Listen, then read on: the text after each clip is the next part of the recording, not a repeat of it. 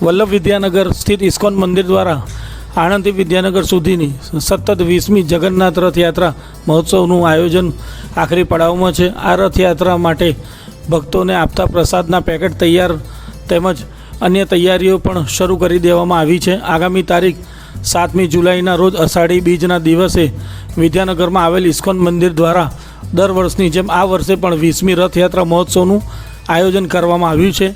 આ રથયાત્રામાં દેશ વિદેશના સાધુ સંતો તેમજ ભક્તો પણ ખાસ હાજરી આપશે। રથયાત્રાના રૂટ પર વિવિધ રંગોળી કરવામાં આવશે, જ્યારે તેના માટેનો રથ પણ તૈયાર કરી દેવામાં આવ્યો છે।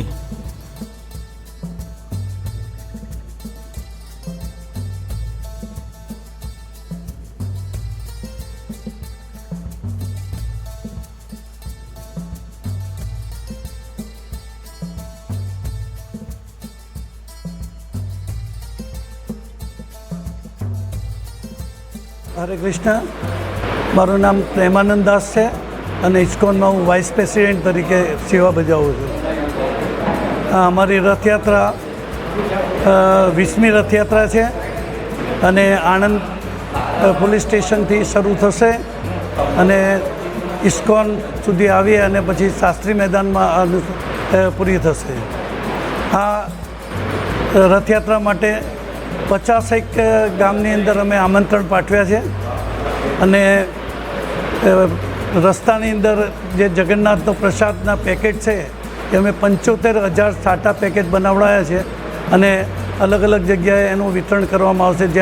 જ્યાંથી રથયાત્રા પસાર થશે ત્યાં વિતરણ કરવામાં આવશે અને જગન્નાથ ભગવાન આ રીતના બધાને, જે લોકો મંદિર નથી આવી શકતા, જેને સમય નથી, એને ભગવાન એક દિવસ અષાઢી બીજના દિવસે ભગવાન બહાર નીકળે જગન્નાથ અને બધાને દર્શન આપે છે અને જગન્નાથ ભગવાનની કૃપા થાય છે। જે જગન્નાથનો રથ ખેંચે છે અને જે એના દર્શન કરે છે એની 84 લાખ યોનિમાંથી મુક્તિ થાય છે અને એને ભગવાનનું ધામ પ્રાપ્ત થાય છે, એવું જગન્નાથ ભગવાને એમને કહ્યું છે કે જે મારો રથ ખેંચશે એની ઉપર આ રીતના કૃપા થાય છે।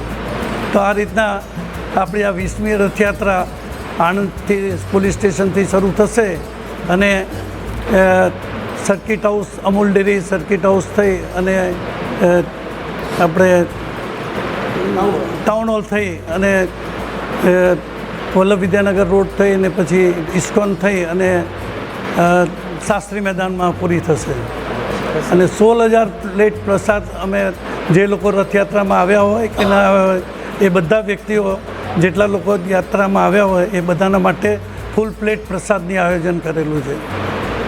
એ પ્રસાદ એ જગન્નાથની ખીચડી અને લાપસી એ ખાવાની બહુ કઢી એનો રિવાજ છે અને એ જગન્નાથનો પ્રસાદ ખાઈએ અને એની ઉપર કૃપા જગન્નાથથી પ્રાપ્ત થાય છે।